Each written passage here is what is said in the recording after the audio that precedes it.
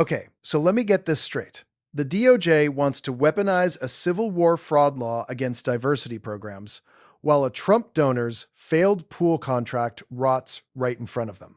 Hit subscribe and watch this one.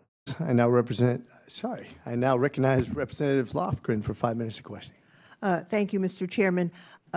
Chairman Babin has outlined broad jurisdiction for the committee, and I will never disagree with the idea of expanding the committee's jurisdiction. But as I mentioned in my statement, the False Claims Act isn't the usual Science Committee topic, so let me lightly paraphrase an explainer from the Temple University School of Law. The False Claims Act was enacted in the Civil War era to prosecute contractors who were committing fraud against the government by selling, quote, sawdust rather than gunpowder, or rotting ships deceptively coated with fresh paint.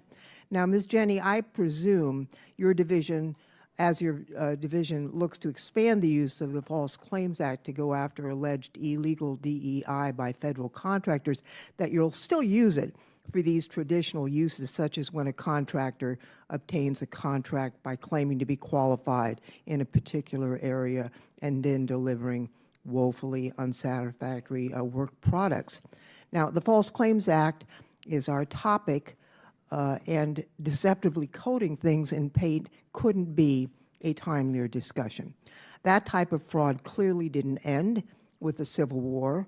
Greenwater Solutions, a company owned by Trump donor John Cafaro, who has a history of malfeasance. He has pled guilty to campaign finance violations and guilty to conspiring to bribe a member of Congress, in fact, a former member of this committee.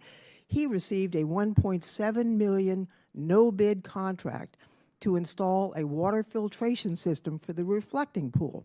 As anyone who's seen the pool in the last week or so knows, this filtration system isn't doing a very good job. Ms. Jenny, it appears that Greenwater Solutions has no business claiming to be equipped to clean pools. Is the Department of Justice investigating this matter as a potential violation of the False Claims Act? Longstanding department policy and practice preclude me from talking about any ongoing investigations or potential investigations, but I can assure you that we broadly look at a range of potential fraudulent activities. We follow the facts and the law, and we're committed to protecting and safeguarding taxpayer dollars. Well, I would say that not pursuing this as a potential False Claims Act violation would be look like ridiculous favoritism, since, in fact, the administration is arresting people who touch the remnants of the $14 million paint job that's floating in sheets amidst the algae that Mr. Cafaro's nano bubble technology has failed to quell. And I would note that the U.S. Attorney in the District of Columbia has not declined to comment on those matters, contrary to your assertion that it is against department policy. I do think, Ms. Jenny, that your office looks like more interested in going after STEM outreach programs than blatant 8-figure corruption like this reflecting pool embarrassment. Ms. Springman and Mr. Stano, I'd like to learn more about how the False Claims Act fits into the larger tapestry of your work to ensure that federal grant making at your agencies remains free of waste, fraud, abuse, and management. What types of investigations are most likely to result in referrals to DOJ under the False Claims Act, and do you use this law in your work on research security? Go first.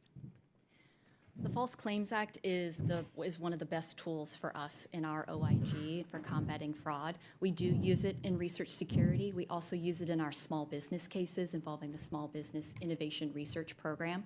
What we do is we look to see if there's been any funds misused or if there have been any false statements to the agency made in proposals or project reports. As long as those false statements are material, we will then make a referral to DOJ for it to be considered as a False Claims Act case. Wow, you keep going ahead of me, and that's tough. A lot of the same. You know, we look at the FCA as a critical tool in what we do on a daily basis with our investigations, and we also have other tools in our tool belt as well, but the FCA is critical in going after grant fraud and omissions, as well as ensuring that our research stays with us and not fall into the hands of our adversaries. What are the other tools that you would use? So, anytime we have an investigation or somebody comes forward to us, we look at, hey, is this going to be in the criminal realm? So we have criminal statutes available, conspiracy, false statements. Then we have the SCA realm. We also have administrative remedies as well. So we go down the administrative road. So we just look at the case, and depending on what is out there, what fits best for that investigation. Start with the man at the center of this.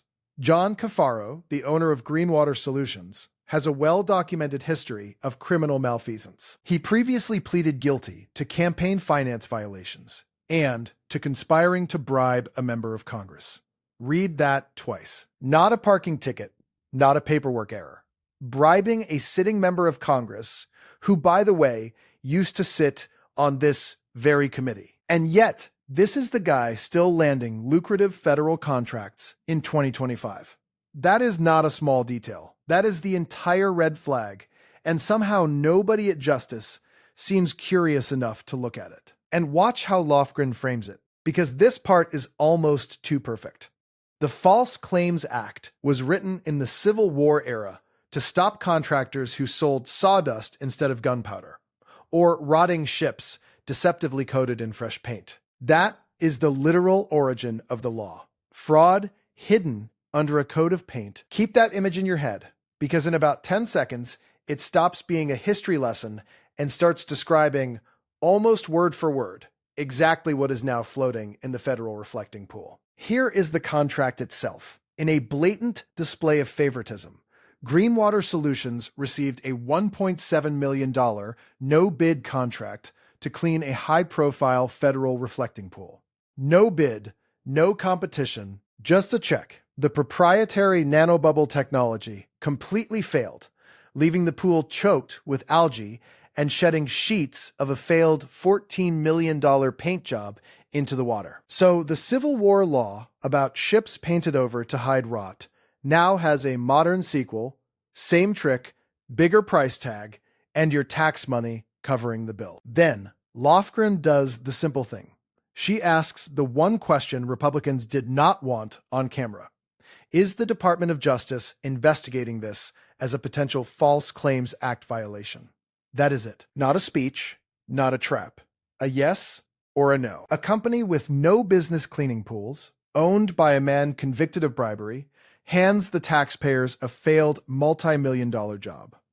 If this law means anything at all, this is the textbook case for it. So watch closely what the witness reaches for instead of answering. And right on cue, here comes the dodge.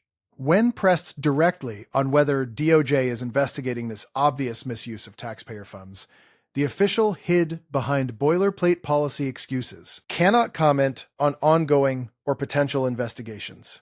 We follow the facts and the law. We safeguard taxpayer dollars. Very normal, very serious. Except notice what none of those words actually are. An answer. This is the pattern out in the open. Protect the politically connected, recite the script, and quietly run out the clock until the next question. That was the moment, and here is why the dodge falls apart. Lofgren immediately pointed out that the U.S. attorney right here in D.C. has not declined to comment on these matters at all. The administration is openly arresting people who so much as touch the leftover paint floating in that pool. Think about that for a second. The same Justice Department that can talk freely about people standing near the water suddenly goes silent on the donor who poisoned it. That is not policy. That is a decision about who gets protected and who gets cuffed. Now zoom out, because this is the real story. Representative Zoe Lofgren cut straight through the department's hyper-partisan focus. They appear far more interested in policing diversity, equity, and inclusion programs in STEM outreach than prosecuting blatant 8-figure corruption sitting right under their noses. Let that sink in. A Civil War anti-fraud law, the one literally built to catch crooked contractors, is now being aimed at college science programs, while an actual fraud floats there, shedding paint into the water. So here is the line you can use. Next time someone tells you this DOJ is fighting fraud, ask them why the one fraud you can see from space is the one they refuse to touch. Because this was never really about a dirty pool. It is about two-tier accountability. One rulebook for a Trump donor who already pleaded guilty to bribery, and a completely different one for everyone else. They wanted the easy talking point about DEI. Lofgren just put the receipts on the table, and the talking point sank straight into the algae. Full stop. If this made you think, hit that like button, subscribe so you do not miss the next breakdown. And I will see you in the next one.